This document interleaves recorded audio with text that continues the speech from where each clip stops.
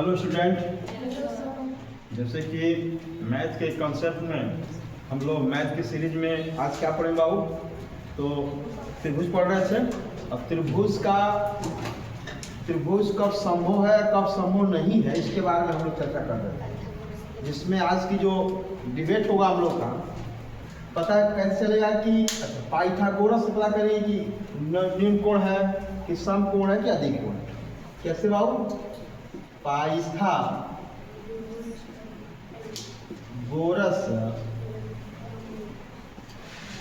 प्रमेय से ये होता क्या है? देखिएगा, ये कोई त्रिभुज है, समकोण त्रिभुज है। क्या बाबू? ये सबसे बड़ी भुजा को हम लोग कर्ण कहते हैं।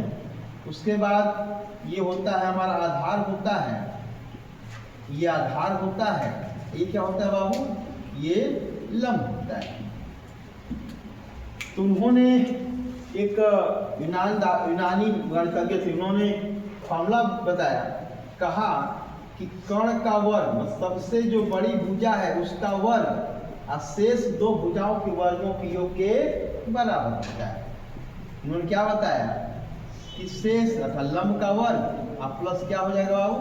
प्लस आधार का वर्ग के बराबर हो जाएगा। ये बात उन्होंने कहा। अब चलिए हम पता करते हैं। जैसे कि हमने एक फिगर बनाया बाबू, एक फिगर ऐसे बना हुआ है, एक फिगर बाबू यहाँ से ऐसे बना दिया गया है। तो आपको पता करना है, ये देख कर पता चल रहा है कि ये तो न्यून कोण है, न्यून कोण त्रिभुज है। ये देख कर पता चला कि ये समकोण त्रिभुज है। आइए कहेंगे बाबू ये अधिक कोण त्रिभुज। तो क्या हमें पता कैसे चलेगा? ये देखिएगा, इसमें ये कह रहा है कि ए है, बी है, सी है। ये हम इसको भी यही मान लेते हैं, ए बी सी, और ए बी और सी। इनके सामने की जो भुजा होगी ये सदैव ये होगी, इसके सी होगी, इसके सामने भुजा क्या होगी? बी। इसी प्रकार से ये भी सी होगा, ये क्या होगा? बी होगा, और ये ए होगा। इसी प्रकार से सी होगा, ये बी होगा, और ये होगा। ध्यान समझिएगा, इनमें कहता है कि जो सबसे बड़ी भुजा है उसका वर्ग जो है से दो भुजाओं के वर्ग से क्या बचा बाबू? सी स्क्वायर प्लस बी स्क्वायर।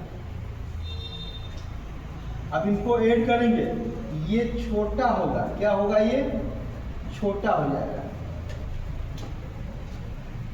जब दोनों को ऐड कर देंगे और जो सी वाली भुजा होगी वो क्या हो जाएगी? छोटी हो जाएगी।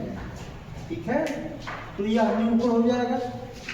फिर कह रहा है ये बड़ी भुजा जो भी हो, जैसे यहाँ बड़ी भुजा बी दिख रही है, तो बी का स्क्वायर जो होगा ए के स्क्वायर प्लस सी के स्क्वायर के बराबर हो जाए तो समकोण हो जाएगा।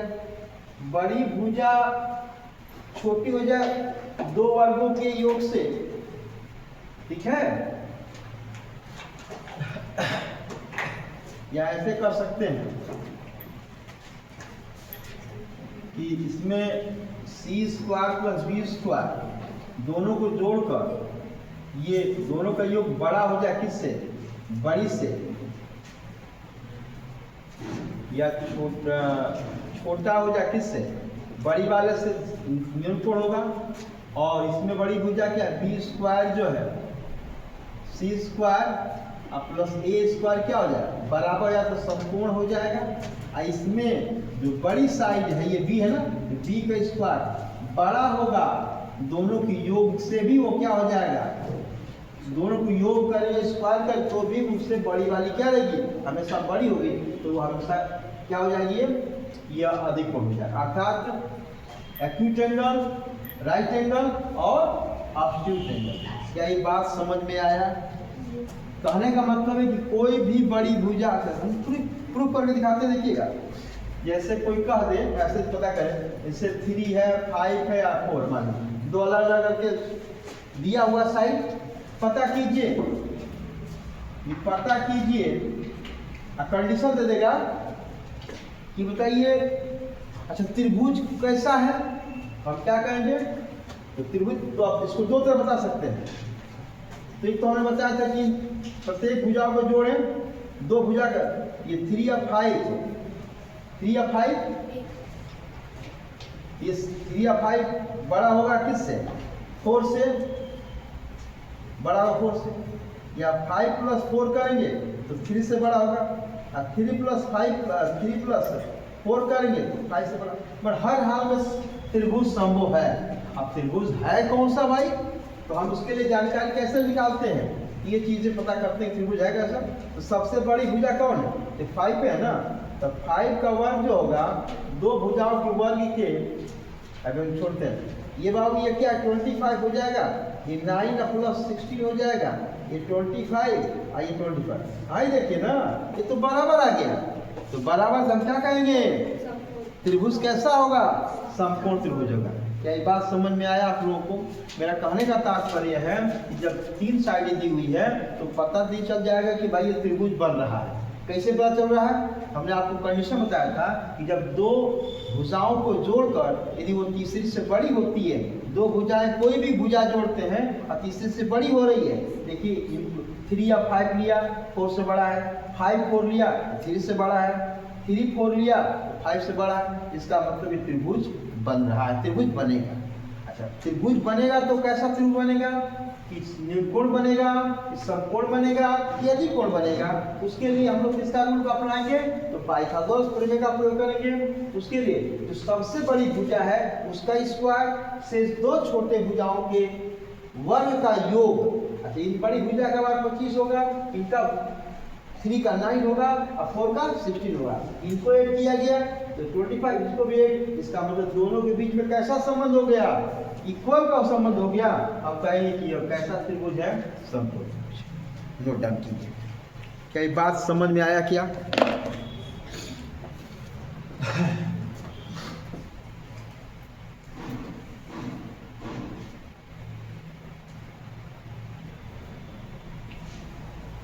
जल्दी कीजिए। अब हम पढ़ेंगे कुछ त्रिभुज के गुण। त्रिभुज ही चल रहा है, त्रिभुज का वर्गीकरण पढ़ा दिए, अब त्रिभुज के गुण पढ़ेंगे कि त्रिभुज में कैसे क्या क्या गुण हो सकते हैं। त्रिभुजों का आंतरिक योग कितना होता है, वाय कोण कितना होता है, वाय कोण आंतरिक कोणों के दो सम्मुख भुजा कोणों के योग के बराबर होता है। उनमें ऐसी क्या कोणों का विभाजन किया गया। उसके बाद तमाम तरह के कितने शेषलम क्या होता है, माध्यिका क्या होती है, कुछ शब्दावलियाँ होती है, माध्यिका, शेषलम, और क्या होता है बाबू, एक होता है आपका सर वो ए बी का जो जोड़ है वो सी से बड़ा होना, सी का न्यूटन में ये सबसे बड़ी है। अच्छा इसमें हाँ बना दीजिए, ये वाला है, ये है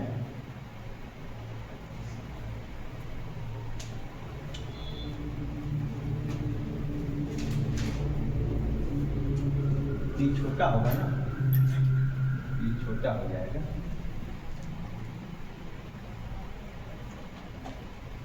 देखिए यहाँ छोटा हो रहा है, फिर बराबर हो जा रहा है, फिर ये बड़ा हो जा रहा है, जोड़ने पर ही बड़ा हो जाएगा।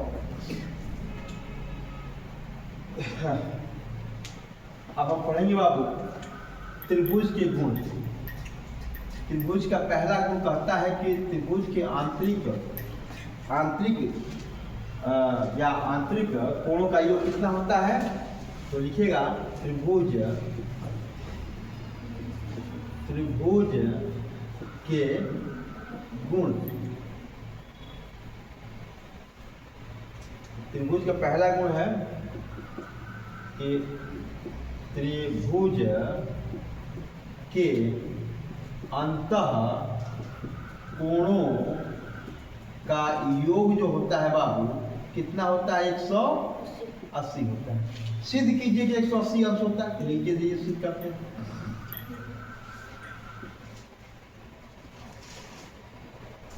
हाई ए है, हाई बी है, हाई सी। हम लोगों ने अभी पढ़ा, इसका नाम दे देते हैं, कुछ मत नाम दो। हमने कहा कि इसी के समानांतर जो है एक लाइन खींच दिया गया बाबू यहाँ से, तो आप देख रहे हैं यह एक जेड के आकार बन गया, यह एंगल इस एंगल के बराबर होगा, इसका भी एंगल क्या है बी है, ये भी एंगल क्या हो जाएगा बाबू बी हो जाएगा। पढ़ चुके हैं। अच्छा किसके अनुसार हो रहा है, तो एकांतर अंतःकोण के आधार पे, फिर यह कोण इस कोण के बराबर हो जाएगा, ये कोण सी है, तेरी कोण क्या हो जाएगा सी हो जाएगा, ये कोण क्या हो जाएगा ये। इसका मतलब कि इस पूरे कोणों का योग angle A plus angle B plus angle C बराबर कितना हो जाएगा बाबू 180। आप होगा तो होता ही नहीं, कैसे होता है, रेखीय युग्म के आधार पे, रैखिक युग्म के आधार पे, याद कीजिए रैखिक युग्म के आधार पर, युग्म के रैखिक युग्म के कोण के आधार, रैखिक युग्म के कोण के आधार पर, कोण क्या ये कहता है कि एक रेखा पर कोई भी कोण बने हुए हैं उन सभी का योग जो है सदैव क्या होता है 180 होता है। तो क्या ये क्लियर हो गया बाबू। इस पर बहुत सारे प्रश्न पूछ देता है, मैं प्रश्न की चर्चा कर देता हूँ। ऐसे दे दिया है, कह दिया कि ये 40 डिग्री दिया हुआ है, ये 60 है, इस कोण का मान निकालिए।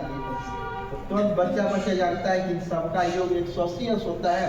एक स्मार्ट बालक रहेगा तो कहेगा, इनको जोड़ देगा डायरेक्टली, या कहेगा x अंश बराबर 180 माइनस इनका योग कितना होगा बाबू 40 प्लस 60 हो जाएगा, इनको जोड़ देगा 180 माइनस ये 100 कितना आ जाएगा बाबू 80। अरे हाँ या ना, नोट कर लीजिए।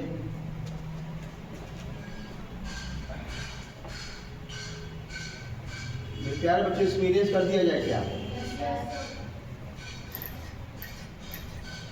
पहली प्रॉपर्टी हमारी कहती है कि त्रिभुज के अंतः कोणों का योग क्या होता है 180 अंश होता है। फिर कहता है दूसरी प्रॉपर्टी कहती है त्रिभुज के बाह्य कोणों का त्रिभुज के बाह्य कोण सम्मुख दो अंतः कोणों के योग के बराबर होता है। दूसरी प्रॉपर्टी त्रिभुज के बाह्य कोण के सम्मुख कोणों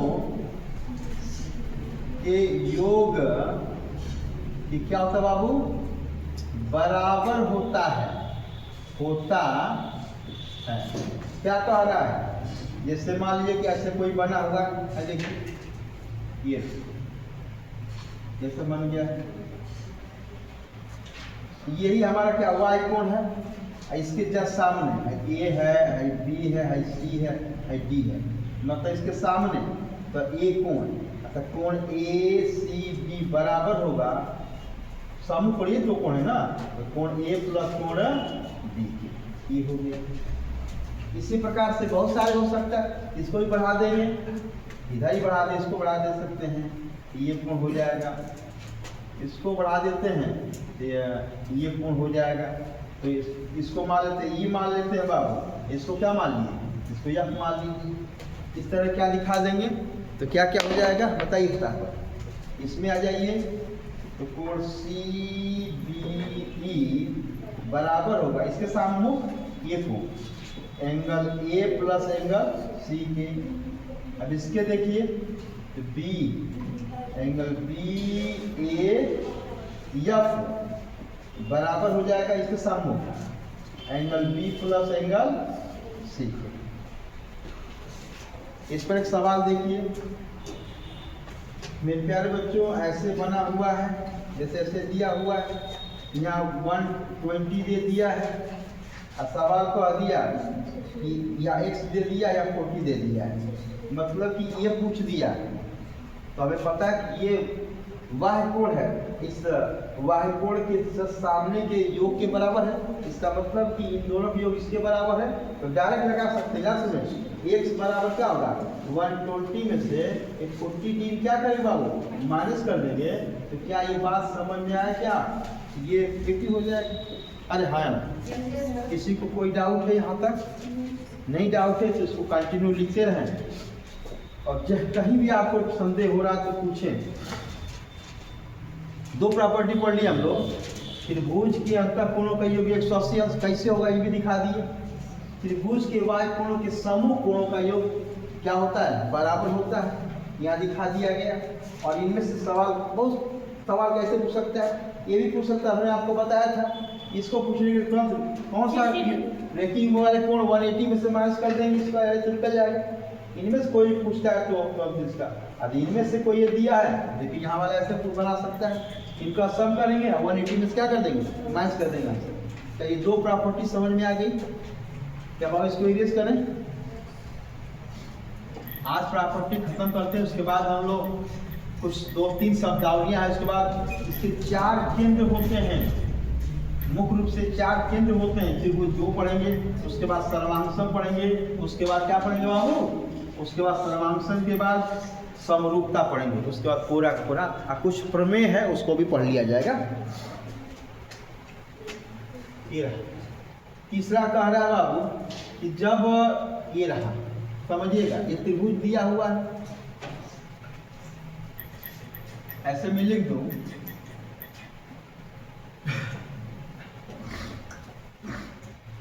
या बना लिख ले, कर लीजिए। ए दिया है, बी दिया है, सी दिया है, इसका सम, इस कोण का समद्विभाजन करें, ऐसे कटेगा और ऐसे कटेगा, इसका समद्विभाजन कटेगा, इनको मिला देते हैं, फिर भाई इसका समद्विभाजन करें तो कहीं ऐसे काटेगा ये दोनों, इसको मिला देते हैं, तो कहीं कटा कि नहीं कटा, इसका कोण कितना अंश होगा ये पता करना हमको। तो देखिएगा बड़ा सिंपल सा इजी कॉन्सेप्ट आता है। होता क्या है, ये वाला ये निकालना, इसको वो मान लेते हैं, एंगल BOC बराबर होगा 90 डिग्री प्लस ऊपर का ये कोण दिया हुआ है, एंगल A/2 हो जाएगा। अरे हाँ है ना, सिद्ध भी कर दें, कैसे आया रहने दें, सिद्ध भी हो सकता है, आपको कंफ्यूज होने की आवश्यकता नहीं।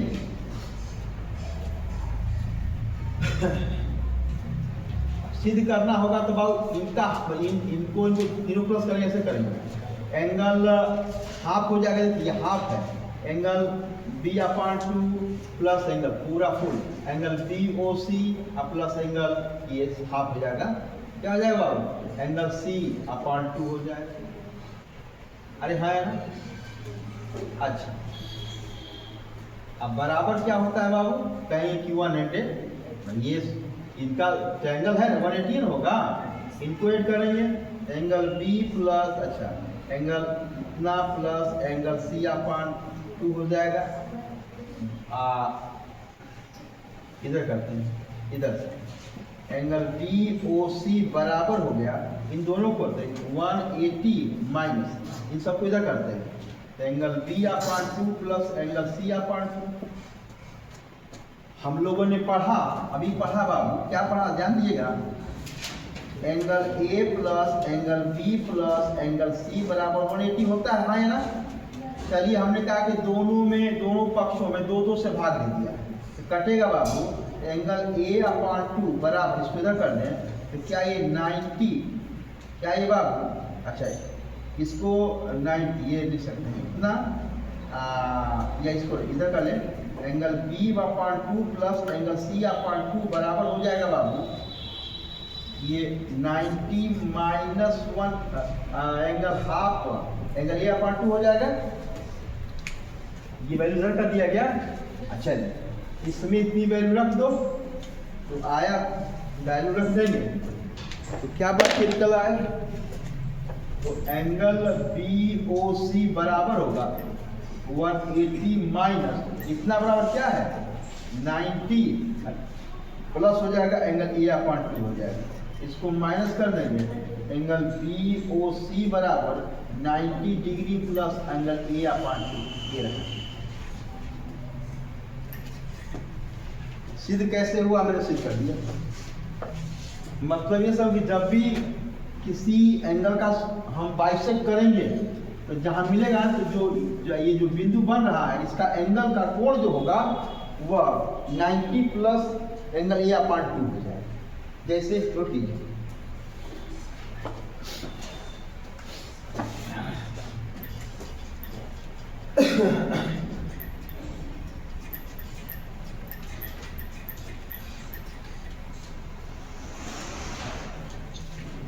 एक क्वेश्चन दिया हुआ है, ऐसे करके दिया हुआ है बाबा, ये 60 डिग्री दिया हुआ है, आइए क्वेश्चन पूछ दिया तो आप फिगर को देखते ही आप कह देंगे, क्या कहेंगे कि इसका पूछा तो हमें फार्मूला आइडेंटिटी पता है, क्या पता है इसको, ए दिया है, बी दिया है, ओ एस सी, तुरंत कहेंगे angle A sorry B O C पूछ रहा है, क्या होता है 90 प्लस एंगल ए अपॉन 2 हो जाएगा। 90 प्लस होगा, इसका वैल्यू कितना दिया है 60 का हाफ कर देंगे तो 90 प्लस 30 हो जाएगा बाबू, ये 120। आनंद आया? क्लियर है? किसी को कोई डाउट नहीं ना है? इसको नोट डाउन कर ले बाबू। आगे की प्रॉपर्टी चलते हैं हम, ट्रायंगल का जो गुण है और अगले गुण की तरफ चलते हैं। अगला गुण कह रहा है फोर्थ टाइप में, यदि कोई ऐसे ध्यान समझेगा, यदि कोई ट्रायंगल दिया हुआ है, इसको आगे बढ़ा दिया जाए, ऐसे दिया और ऐसे दिया और ऐसे दिया, इसको इस एंगल का 22 से करते हैं, ऐसे जाएगा, इसका 22 से करें, मिलेगा ए बी सी है वो मान लेते हैं बाबू, इसका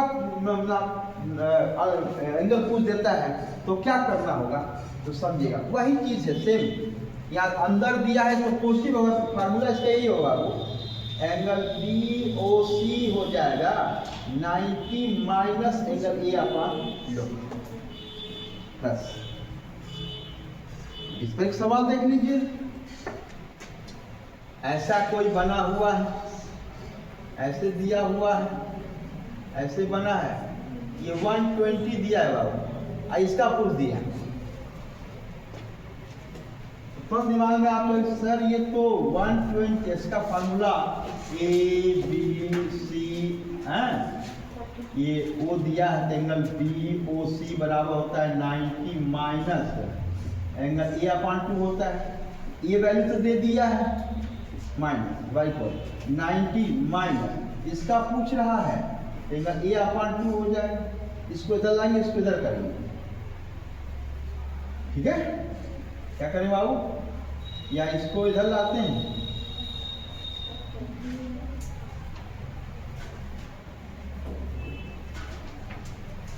अच्छा ये हमेशा छोटा होगा, इतना बड़ा नहीं होगा, ये छोटा होगा, 30 डिग्री कर देंगे इसको, क्या होगा बाबू ये 30 डिग्री, इधर जाएगा ये एंगल हाफ हो जाएगा, ये 2 हो गया, और 90 माइनस ये क्या हो जाएगा बाबू, ये 30 हो जाएगा इधर, तो ये एंगल ए अपॉन 2 हो गया, और ये कितना हो गया 60 हो गया, मतलब से मल्टीप्लाई करते एंगल ए का वैल्यू कितना आ गया 100, और जिसका मान ये बढ़े मतलब इसका मान कितना होगा तो 120 मान हो जाएगा।